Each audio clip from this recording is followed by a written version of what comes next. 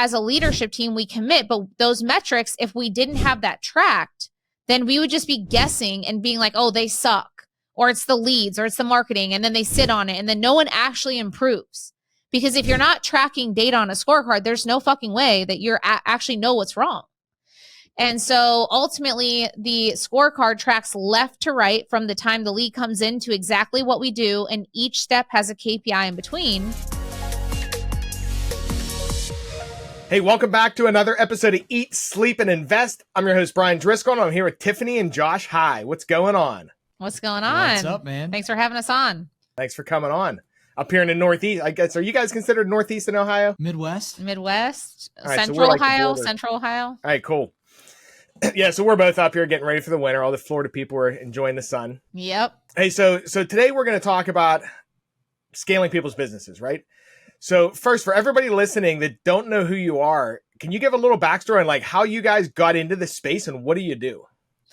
Yeah, I would say it's been almost a decade now. Long story short, I had a family situation happen a decade ago that really put me in a position that I had to be able to be in control of my time to be there for my little brother who had cancer at the time. And so I happened to leave a tenure in the corporate space. And I literally had no job. I had no intention to chase real estate for some like dream or freedom or anything like that. My cousin had flipped a house, and I was bored one day looking for jobs that would be flexible with my schedule. And I said, hey, can I come see this house that you're flipping? And he walks me through it, and he shows me the before and afters, and he was going to make $80,000 on it projected. And I was like, well, if you can do this, I can do this too. And so I asked how he learned. And that day I didn't question it. I just maxed out my credit card and joined a program on how to flip a house. And so it took me the first 6 months to find my first deal. And then after that, the next 12 months, I think we did around 40-ish contracts, flips, etc. And we were only flippers when we first started. We didn't even know what wholesaling was. And I mean, we'd heard of it, but like how to actually wholesale a contract, we didn't understand. And so in that first year, as many of the people watching this or hearing this, anyone that flips houses probably had a couple deals that they had some problem contractors. I lost money on a deal.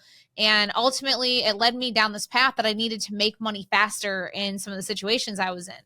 And so I went to an event and I learned what wholesaling was. And I went from around 40 deals our first year, and then realized that not only was I only flipping our first year, but we also only did in-person appointments.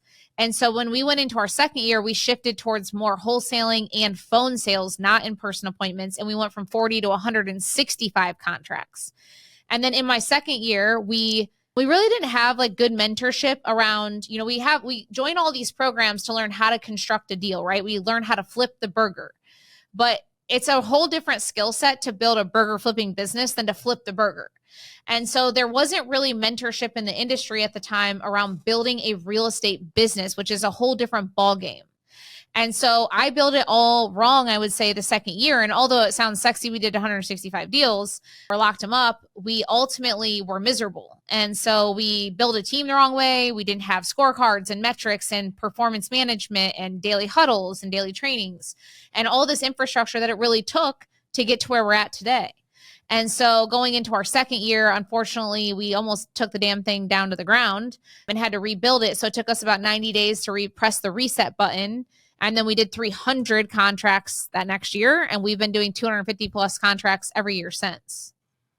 It's a lot of deals. Yeah. And really just like the biggest thing that made an impact during that time was we brought in a business mentor that had built multiple phone sales floors, not in our niche, because I couldn't really find a mentor back then that taught you how to put in infrastructure. Like no one handed us the scorecards. No one handed us the onboarding, the tools, the resources, the daily trainings. And so we had to build all of that from scratch with one of our mentors. Yeah. And I don't think most people like getting into this space. You're right. Like I got into this space. I went to a seminar back of the room, give them some money, you get the course and then you're off. And it's like, just figure it out, Yep. So there's no real guidance. Let me ask you this before we jump in. So you guys both started the business, right? Like how long you been married? I originally started it and I was dating Josh at the time. And Josh, fortunately, was in commercial construction as a project manager. And so as I took deals down, I hated dealing with contractors. And so when we were dating, I said, hey, do you want to help me with these contractors outside of your job? And so he would come home at 5 p.m. and manage the contractors and do all of the Home Depot and the materials and all this stuff. And unfortunately, at that time, we actually had gotten engaged. And I'll never forget coming home, because during that time, I mean, we did whatever it took to build this company at that point. And he was working after work until like midnight, and then he'd get up and leave early. And then we just like basically didn't have a relationship anymore. And so I called off our engagement for only like 24 or 48 hours, but I called off our engagement and was like, we don't even have a relationship. And we asked ourselves, well, why isn't Josh quitting his job? Because at that time we had 6 houses. I think we were rehabbing to close for well over our 6 figures. And I was like, well, health insurance is the reason why he wasn't leaving. And my dad was like, what do you mean? You're making 6 figures next month. Why are you fretting over like $800 in health insurance? And I said, that's a really good point. And so he ended up quitting his job the next day, and it's been history ever since. You know, there's actually an interesting lesson in all of that. And that lesson being, a lot of times people don't know what they don't know. And there's oftentimes people come to us and they're like, well, I'm a little nervous to add someone to the team because I don't want to pay payroll tax. It's like, well, do you know how much payroll tax is? Or I'm a little nervous to add someone to the team because I don't want to pay for health insurance.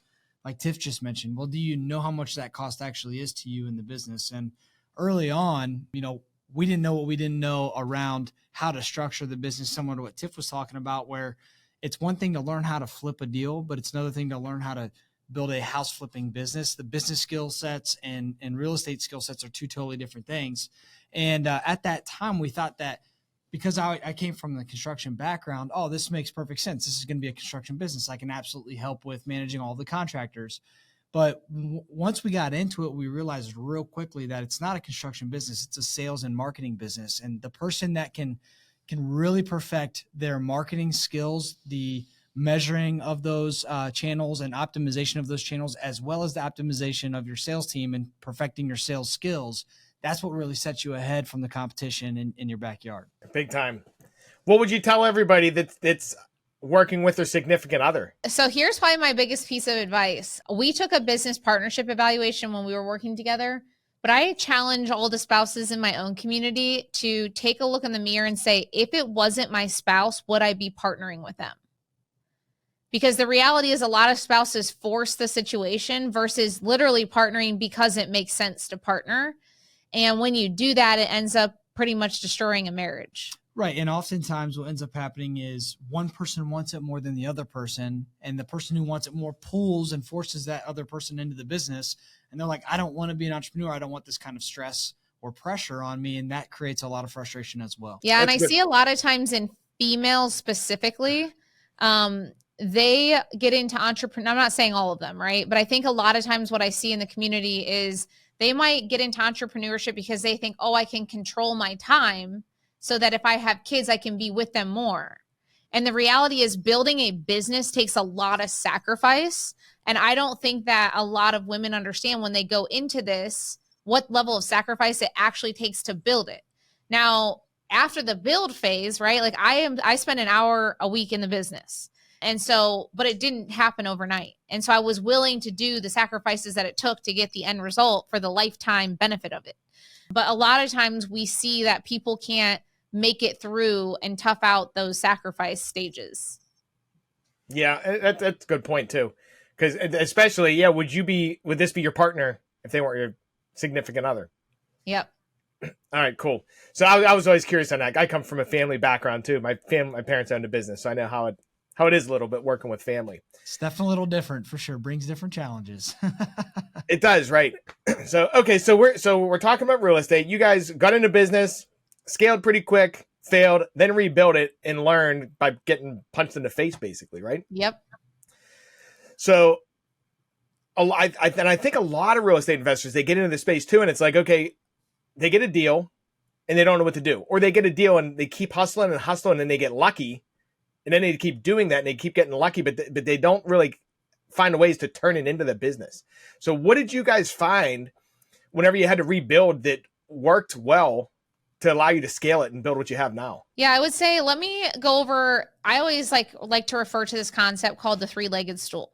So ultimately, in the 3 legs, I call it the 3-step process to really getting to where you want. And I think everyone that gets into entrepreneurship wants to do what they want, when they want, with who they want. Like that's the end game, I think, for the majority of people.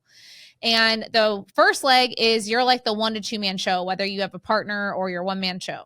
And the only positive thing in that stage is that money is generated. That's the only positive. Outside of that, you typically have what I call roller coaster months, where you have 1 month up, 1 month down, 1 month up, 2 months down. You're chasing the next deal. You're literally burned out. You have anxiety attacks. Some have depression. You're capped on growth because you are, as one person, can only do so much in a day.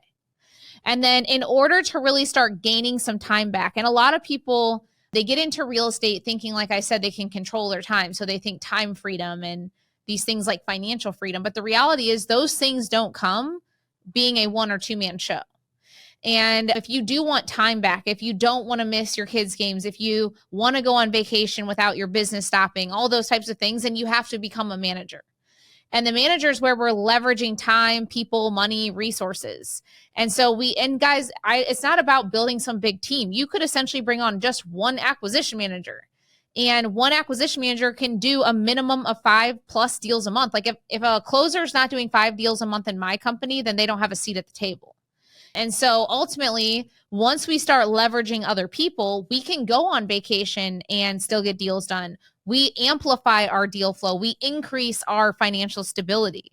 And we might not have full time freedom, but at least we can go do those things and the business doesn't stop.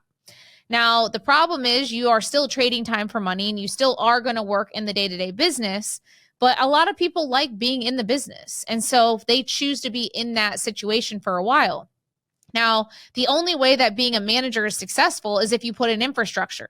There's no more flying by the seat of your pants and then being successful. And so we should be at a 1-man show even doing this, but we should be having scorecards for every role. We should be tracking metrics and holding people accountable to them. We should have full onboarding plans and meeting rhythms and daily sales trainings and sales call audits. All of these things are needed to run a sustainable company that will be here in 5 years. Now, the difference between a manager and a leader, we always like to talk about the movie called The Founder on Netflix. And it's about the 2 McDonald's brothers. And so these 2 brothers created the perfect process to make a quality burger in the fastest time possible, which back then wasn't a thing. And so what happened was they built these 2 stores and they kept running into this rubber band effect when they were trying to grow. And the reason why was because the 2 brothers were really good managers. They were good at managing the day-to-day of those 2 stores. But then Ray Kroc came along. He saw this perfect process and he turned it into the worldwide enterprise that it is today, because that's the difference between a leader and a manager. The manager drives day-to-day results and the leader builds other leaders. And ultimately, when you get to the leadership phase, which is what I sit in, I truly do have full-time freedom. I do not spend much time at all in the business. I raise money, and even then I pass that on to my team. And my team, my COO and my leadership team runs the day-to-day operation, which is why I got into this game. And ultimately, it leads into what we call the 5 stages of a business then. In stage 1, we call that survival. This is where people are super reactive and not proactive. Like, they're literally relying on 1 or 2 marketing channels. Their deals are up and down. They have little to no processes, no tracking, no metrics, probably barely even a CRM. And their QuickBooks and finances are a disaster. Then they graduate into what we call production. And production is where they're getting some deals done. So it gives them self-belief. Like they're making some money on some deals. They might have hired 1 person, but they're still super reactive. They may or may not have good tracking in place, but they might be tracking something at this point. But they might not understand, even if they're tracking it, what does it even mean to make a decision off of it? Then we move into what we call stage 3, which is momentum. And momentum is where we do have a small team, probably a couple acquisitions people, etc. And what happens is, if in survival and production, you don't learn how to put in infrastructure, you will fail miserably when you get to momentum. And what happens is the rubber band effect, just like the McDonald's brothers. They'll keep trying to grow and they'll snap back because they haven't become the person that deserves the result. And in order to deserve the result, you have to do the things that it takes to get it. And in order to get there, we have to get access to the tools, the onboardings, the trainings, the scorecards, the metrics, all of that in order to run a sustainable company and hold people accountable. That is the only way we get true time freedom back, is by leveraging people. And if you can't lead people through proper metrics and performance management, they won't be with you anyways. And so a lot of people can't ever get past momentum because they have to become a new person in order to deserve the result. Let's say that you do become that person and you do invest in the infrastructure and the scorecards and all that, you can then grow into stage 4, which is growth. And that's where you might have a sales leader who now is starting to really manage the day-to-day for you. And your systems are duplicatable, you're diversified in more marketing channels, you can launch a new market, etc. And then stage 5 is what we call pinnacle, which is why most people get into real estate. And I call that full freedom, which means I have amplified my ideal income. I'm not capped on growth. I'm not trading time for money. And ultimately, I'm not stuck in the business. So my biggest problem at this point is I got to learn how not to pay taxes and build generational wealth. What percent do you think make it to that stage? Not very many, because people aren't willing to do what it takes. They're not willing. They look at $30,000 like it's a lot of money. And I look at $30,000 like it's just another deal. So, and that's interesting you say that too. So first, it's something else stuck out to me too. Whenever even you guys were talking about Josh quitting his job, like $800 for health insurance. I think a lot of people get into the business, they look at money differently versus what's really happening. And they focus on the wrong things, right? Yeah, So I think far too often people are focused on the cost of something versus the return that it will get us. Like, for example, if you go spend $10,000 on a marketing channel, are you looking at as I just spent $10,000? Or are you looking at I just invested $10,000? That's totally different language and totally different meaning. And I think that's what Tiff's even saying there. If you're looking at any given marketing channel and you're like, okay, I'm going to give this time to perform, we have to take into consideration the cash conversion cycle. So what is it? 10,000 over 3 or 4 months, $30,000-$40,000 to see if that channel will actually perform or not. And again, like Tiff just mentioned, if you just get one deal from that, you already break even. So it more than makes sense to give it a shot. And I think that's the key difference between those who succeed and those who don't make it in the business. how'd you guys come up with, so you started the business, failed. How did you come up with like KPIs, putting numbers on people in different departments, things like that? Like, how did you come up with that? Because it's so important in business, having like holding people accountable and having that clarity. Well, first we hired a mentor who had already built multiple sales floors, and we hired them one-on-one to come in and build the infrastructure with us. But ultimately, let's take acquisitions for an example. Do you want to explain the pipe analogy? Yeah. So the way we look at KPIs is, imagine as if I use this analogy for whenever we describe this. Imagine I have PVC pipe and I run it down and I 90 degree it over here and then I 90 degree it down. So if I have PVC pipe and then I take an oil funnel, I stick it right at the top and then I put a bucket right where it opens up at the bottom. If I poured a gallon of water into that system, what's the expected output into the bucket? Well, a gallon in I would expect to have a gallon output. And if I put a gallon in and I only had a half a gallon, that means I have a leak or a clog somewhere and I've got to go find exactly where that leak is and fix it immediately in order to get the flow that I want. And so the lead flow and the flow through the acquisitions process or sales process is no different. We've got to be able to identify where are the bottlenecks, where are the leaks. Once we are able to pinpoint exactly where they are, we need to fix it. And the faster we can fix it, the faster we can get back to performance. Yeah, that's true. And you got KPIs. So you were saying even on your acquisitions guys, if they're not doing 5 deals, they don't have a seat. So you have numbers on the people on the bus. And then you got numbers for your KPI to find out where things are broken, right? Yeah. So for example, in that bucket, like when we say, okay, leads come down the pipe, the first thing we do is call them, right? Then we either connect or we don't. So there's a KPI right there. What's our connection rate? Because if it's off the benchmark, then we know what to go look at next. Then from there, let's say we connect, we either have a quality conversation or we don't. And quality is defined by, do they want to sell or do they not? Then from there, we go through a process call, which is we're either qualifying them or we're not qualifying them. From there, we then go to an offer call, and then we go from an offer to locking up a deal. And between each one of those things that happen left to right, there is a KPI in between each. So let's just say that like in our company, 1 of every 2 offers is a deal. That is our company's average and benchmark. So if a closer's not performing and we go to the scorecard and it shows 6 offers to get a deal for the last 14 days, we know where the problem is. That's what we call a red flag indicator. So we follow a 6-step framework. We say, okay, the red flag is that person's at 6 offers to get a deal. So the next step is we have to go do a CRM audit, which means we're going to go then take every offer in the CRM that didn't get accepted in that 14 days, and we're going to pull the recordings. And then step 3 is we're going to do sales call audit review on all of those calls. Then step 4 is we diagnose the problem. And we found out, for example, this happened to us not long ago. We found out that this individual was not handling one specific objection the right way. All the other ones they were handling, but this one they weren't landing every time. So then step 5 is we create a training action plan. We say, okay, we're going to create a daily plan for 5 days on training. We're going to listen to 7 additional calls, and we're going to whisper into every one of that person's offer calls until performance is back. Then we set a deadline. Hey, we're going to do X, Y, and Z to get you here to close this gap. But here's the deadline of when it needs to be closed. Can I gain your commitment? Yes. Okay. So then we hold them accountable to it throughout the time.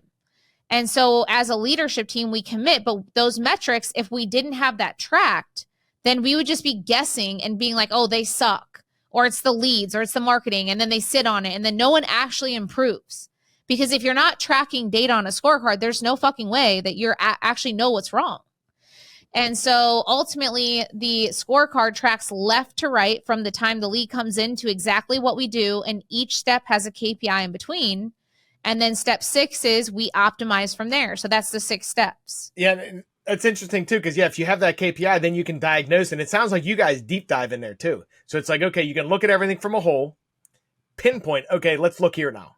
Like those KPIs direct you where you need to go. Like, for example, if you saw, say, leads come in and you can't connect with them, that would be something, right? Like, what would you class that as? Yeah, so that could be either a sales problem or a marketing problem. If marketing's driving spam leads and we just can't connect with people because they're not real people, obviously that's a marketing channel issue. But if we don't have the proper automation, or what if it's a bad phone number? It's a bad list. It's acquisition team might have a bad number. Yeah. So we have a SOP for each metric. So if this metric shows off, here's the 3 things we go do. If this metric's off, here's the first, 3 or 4 things we go do to verify, okay, what could be happening. And it's so important too, because especially a 1 or 2 man shop, they're scrambling around all over the place. It's like, like you're saying, it's like, when people come into our coaching community, we let them define what they want to be, right? Like, I'm not here to convince our students like to make 7 figures or not. Like, if they say, hey, I only want to do a couple deals a month and be a 1-man show, great. They normally want consistency.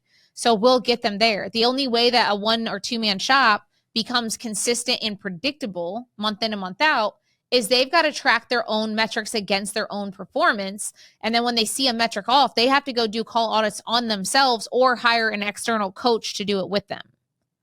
But ultimately, this is the type of infrastructure that has to get in place in order for them to move up those 5 stages. Okay, now let me ask you this. So there's people listening here, and some people can relate to this. This is what you guys do now, right? Like, you help investors level it up. So say someone's like, you know what? I'm having these types of pains. How does it work? Like, implementing this and working with you guys? Yeah. So in our program, we believe in building the foundation strong first. And so ultimately what happens is people get caught up in these marketing messages across the industry of scale, scale, scale, and like 6-figure months. But ultimately the reality is the foundation, the marketing, the reverse engineering, and the calculators, the goal setting, the KPI frameworks, the CRMs, the sales process, all of these systems per se don't change whether you're a 1-man show or a 20-man show. They're all the same. It's just a matter of how much money do you want to spend and how big of a team do you want to build. So the foundation is important. So we start with a 4-week virtual training with us for less than a couple $100 of putting in all the marketing, the reverse engineering of the numbers, how to track them, the sales process in order to make a repeatable, teachable process in all of our dispo systems. From there, we're like, okay, now in order to gain your time back, build predictability and consistency while amplifying your deal flow, we have to then, one of 2 things. If you want your time back, there is no other way other than bringing on team members, period. You can't like just gain your time back when you're a 1-man show doing every role. Something will get dropped if you think that you're going to get your time back. So some people don't care to get time back. They just want to amplify their deal flow as a 1-man show. That's fine. So that type of person needs to get onboarded properly as an acquisition manager. They have to understand how to run call audits on their own calls. They have to learn how to be disciplined and manage themselves against their scorecard and put all of the best systems in place to create predictability. Now, if someone comes into our 2-day workshop and says, well, I want to build a team to also gain my time back while amplifying deal income or deal flow, then we teach them how to properly onboard, train, manage, and recruit other people to do the job. And so either way, someone either comes in and we're onboarding them as if they're that, or we teach them how to build the team. And then we have a one-on-one program where we work hand in hand with someone. And that's for just people that are truly looking to grow, whether you want to stay a one-man show or a 5 to 10-man show, doesn't matter. But ultimately, we hand them like a franchise in a box. We give them all the scorecards, all of the processes, the SOPs, and we meet with them weekly and we do call audits on all their calls. So we're like hand in hand, have a stake in helping them grow their business. Yeah, and I think the biggest thing to add on to that is you asked the specific question. You said, hey, if your connection rate with the new leads coming in are off, what could be the cause? Well, in that hand-holding service that we provide with one-on-one, our team are the strategists helping you pinpoint, hey, this is the specific issue. Go do these 3 things, and that will tell us what our next steps are. So there's no guesswork. There's no figuring out. These are the specific solutions. Go take action. Yeah, and I think that – sorry, go ahead. And I was just going to say, and that's huge too, because like say in that scenario, it's either your leads or your process. Right. Like if you go down the wrong rabbit hole, you can just waste a whole bunch of money and be looking at the wrong thing. Yeah, it's normally 99% of the time not the marketing that's wrong. Yeah. It's normally the person and the processes. But the difference in what we do, I would say, because a lot of times people will be like, oh, they'll compare us versus say a mastermind. We are not a mastermind. We don't like do these quarterly vacations with friends. Essentially, we are a hands-on coaching program. So like every week we're saying, get out your scorecards. We're going to look at your metrics and we're going to figure out what's happening in your business today. We're going to pinpoint the problems and we're going to close the gaps live. And so ultimately our job is to get you tactical, hands-on approach to build the company where it needs to go. Because at the end of the day, if you haven't been somewhere, sometimes you don't even know what to ask, right? Like you might have this desire to be something, and anyone who thinks, well, I'm going to go figure it out on my own. Like I said that a few years ago and I had to pay $1 million in taxes because I didn't want to pay $50,000 for a wealth manager. That was probably the biggest mistake I've ever made, right? Because I was like, I focused on the cost and not the return. And then the next year I hired a $50,000 wealth manager and I didn't pay any money on taxes, but yet I made more money. And so I don't know. I just think that ultimately it's just one of those things where you can either try to figure it out on your own and take years to get there, if you ever get there, or you can hire someone who's been there, done that, who's not just like looking over your shoulder, but they're holding you accountable to getting up your scorecards, showing you live and coaching you in the moment within your business. Right. Which is super beneficial too. It's like who you surround yourself with, who you're going to turn into. Right. Yep. So it's like surround yourself with people that have been punched in the face before, so you don't have to get punched. Exactly. That's cool. Who would be like, who's a good fit to work with you? And but more importantly, who isn't? Yeah. I mean, it's really anyone who's wholesaling and flipping today that wants to amplify their deal flow, period. Like if they want to become a predictable and consistent company and stop dealing with the roller coaster effect, stop relying on 1 to 2 marketing channels, stop guessing instead of actually using data to make decisions, who want to get their time back, who don't want to be living a rat race. Those are the types of people we want to work with. What's the best way to connect? If you go to, we actually just created a new book that we launched. And if you go to my Instagram at Tiffany High Official, there's a link in my bio and it's called the 26 biggest mistakes I made in building a 7-figure business. And ultimately I told stories of all those biggest mistakes and then exactly what I did to overcome them. So I would definitely, you can send me a DM while you're on there, but definitely download that and read it, because I'm sure all those stories most people can relate to, and then hopefully they get the answers on how to overcome it. Nice. And what's your website? www.resultsdrivenrei.com. Cool. And how writing a book, how'd you like doing that? Well, when you're talking about all the mistakes you made, it was actually pretty easy to knock it out fast, because I was sitting there and I was like, I could have came out with 100 mistakes, but then they all yelled at me and told me it was too long. So I had to stick to 26. Yeah. Did you do it in print too, or online, or both? No, I just did it online for now. Nice. That's cool. Yep. Good stuff. Hey, well, thanks for coming on, guys. Is there anything else we wanted to talk about that we missed? Whatever you want. Yeah, cool. Hey, well, thanks for coming on. We appreciate you. Yeah. Thanks, Brian. I'm glad you brought us on. Yes, thanks, Yeah, Brian. thanks. Hey, and everyone listening, we'll have the show in the show notes. We'll do the links and how to connect and everything as well. Hey, well, thanks for listening, guys. Get out there, crush it, close some deals. We'll see ya.